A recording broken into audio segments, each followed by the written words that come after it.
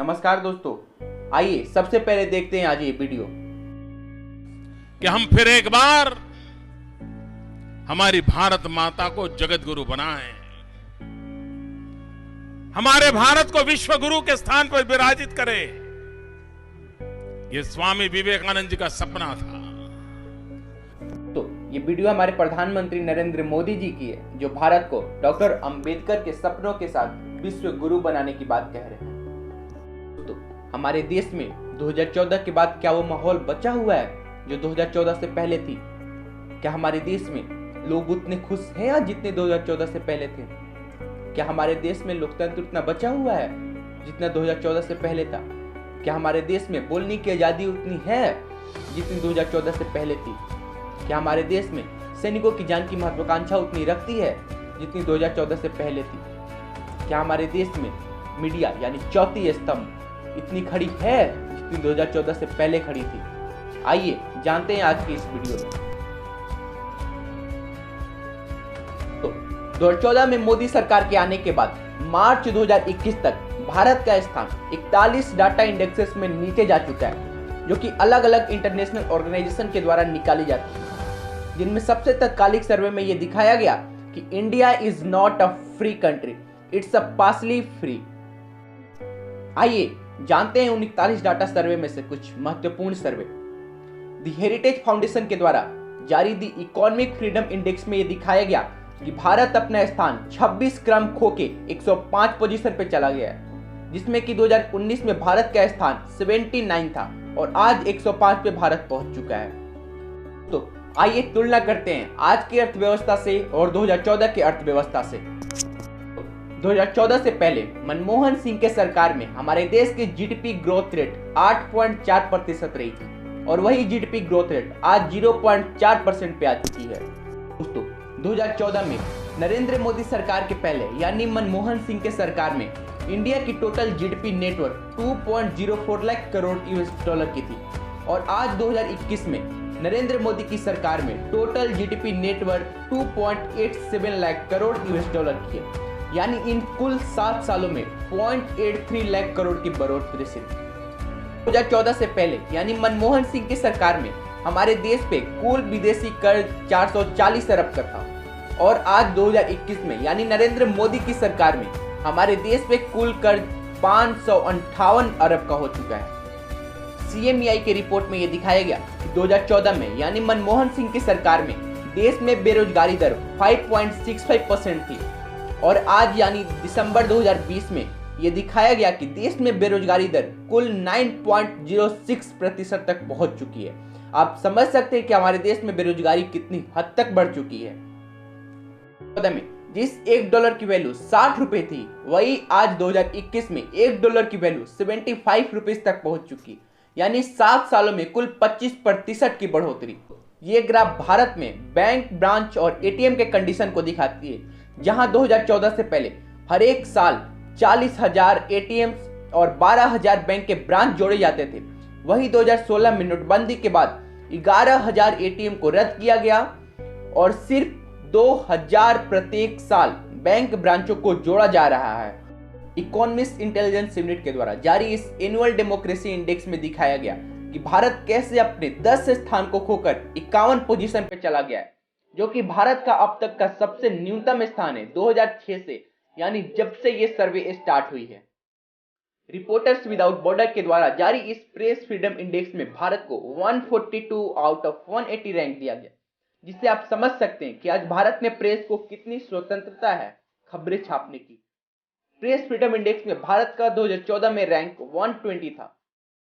Piece Institute of Research Oslo के द्वारा जारी इस वोमेन पीस एंड सिक्योरिटी में भारत को 133 आउट ऑफ 167 रैंक दिया गया, जिसमें कहा गया कि भारत आज दुनिया का 5वां सबसे खतरनाक देश बन चुका है महिलाओं के सुरक्षा को लेकर।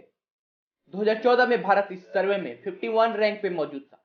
एक थॉमस र्यूटर के सर्वे के द्वारा यह दिखाया गया कि भारत दुनिया का महिलाओं की सिक्योरिटी के नजरिए से सबसे खतरनाक देश बन चुका है। कंसर्न वर्ल्ड वाइड के द्वारा जारी किए गए इस ग्लोबल हंगर इंडेक्स में भारत को 102 आउट ऑफ 117 रैंक दिया गया।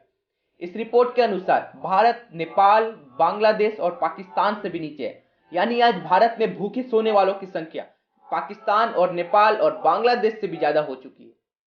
2014 में भारत इस सर्वे में 55 रैंक पे मौजूद था।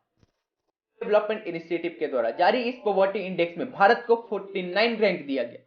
इसके अनुसार भारत में 36 करोड़ जनता ऐसे हैं जिनको 2 वक्त की रोटी मौजूद नहीं होती। वर्ल्ड हैप्पीनेस रिपोर्ट में भारत को 139 आउट ऑफ 149 रैंक दिया गया। इस रिपोर्ट के अनुसार पाकिस्तान को 105 रैंक आउट ऑफ 149 रैंक दिया गया। यानी इस रिपोर्ट के अनुसार पाकिस्तान की जनता आज भारत से भी ज्यादा खुशी से रह रहे हैं। ऐसे बहुत सारे रिपोर्ट आते रहते हैं जिनमें दिखाया जा रहा है कि भारत कैसे अपना उच्च स्थान खो के नीचे जा रहा है। कुछ रिपोर्ट में तो हमारे पड़ोसी राज्य पाकिस्तान और बांग्लादेश भी हमसे ऊपर दिखाए जाते हैं। Competitiveness index 68, gender equality 112, Indian passport rank 84 out of 199, Indian corruption rank 86 out of 180। तो ये रिपोर्ट चौंकाने वाली है। 2019 से पहले ऐसा कभी नहीं देखा गया कि इंडियन सिक्योरिटी की मौत टेररिस्ट से भी ज्यादा हुई हो, लेकिन 2019 में नरेंद्र मोदी की सरकार में ऐसा देखा गया कि टेररिस्ट से ज्यादा इंडियन सिक्योरिटी की मौत हो चुकी है। बड़ा सवाल ये है कि आखिर आज भारत की स्थिति इतनी बदतर क्यों हो रही है, भारत का स्थान नीचे क्यों जा रहा है। बंदी 8 नवंबर 2016 को रात को 8 बजे जब नरेंद्र मोदी के द्वारा ये कहा गया 8 नवंबर 2016 की रात्रि को 12 बजे से वर्तमान में जारी 500 रुपए और 1000 रुपए के करेंसी नोट लीगल टेंडर नहीं रहेंगे। आज भारत की अर्थव्यवस्था डगमगाने लगी, भारत के बाजार स्तब्ध हो गए, भारत की जनता के पास कैश नहीं रहा कि वो अपने जरूरी सामान को खरीदे। भारत की जनता अपनी जरूरत के सामानों को खरीदने से भी परहेज करने लगी। 2018 के बीच लगभग 50 लाख लोग अपना जॉब खो चुके थे। मोदी के बाद अभी जनता पूरी तरह से उभरी भी नहीं थी। 1 जुलाई 2017 को नरेंद्र मोदी फिर सामने आते हैं और पूरे देश में जीएसटी लगाने का प्रस्ताव पारित करते हैं। उनके द्वारा कहा जाता है कि 1 नेशन 1 टैक्स हमारे देश को संवारेगा। उनके द्वारा यह लक्ष्य किया गया कि 1 लाख करोड़ पर मंथ हमारे देश में जीडीपी इनकम होगी, लेकिन लक्ष्य को पाने में नरेंद्र मोदी को नवंबर 2020 तक का समय लेना पड़ा। सर्वे में भारत के स्थान नीचे जाने का मुख्य कारण एक भारत का मीडिया भी है, जिस मीडिया का कर्तव्य लोकतंत्र को जीवित रखना, सरकार से सवाल करना, स्पष्टता दिखाना है, वो शायद अपना इस कर्तव्य को भूल चुकी है। वो विपक्ष से सवाल करने लगी है। इनमें से शायद ही किसी भी रिपोर्ट को भारत मीडिया ने दिखाया होगा, जिससे कि भारत की जनता को पता चले कि आज भारत की छवि क्या हो रही है। भारत के स्थान के नीचे जाने का मुख्य कारण सरकार का सही मुद्दों से ध्यान परे रखना है। मोदी सरकार जितनी ताकत और बुद्धि से अपना वोट बैंक बनाती है, हिंदू मुस्लिम कार्ड खेलती है, मंदिर मस्जिद कार्ड खेलती है, ऑपोजिशन कार्ड खेलती है, शायद उन तरीकों से अगर देश की अर्थव्यवस्था पे सवाल करती, अपनी अर्थव्यवस्था को देखती, तो शायद आज देश की स्थिति न होती। भारत सरकार अपनी नीतियां नहीं बदलती जब तक जाति समाज के भेदभाव को साइड में रखकर अपना निर्णय देश के हित में नहीं लेती, तब तक देश सुधरने वाला नहीं है।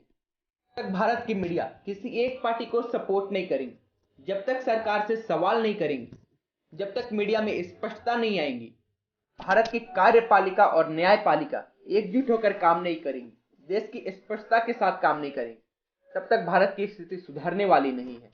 भारत में ये 3 चीजें वापस आ सकती हैं तो भारत फिर से अपने इतिहास को दोहरा सकता है। भारत फिर से सोने की चिड़िया और विश्व गुरु कहला सकता है। अगर आपको वीडियो इन्फॉर्मेटिव लगी हो तो वीडियो को लाइक और शेयर करें और चैनल को सब्सक्राइब करें। धन्यवाद।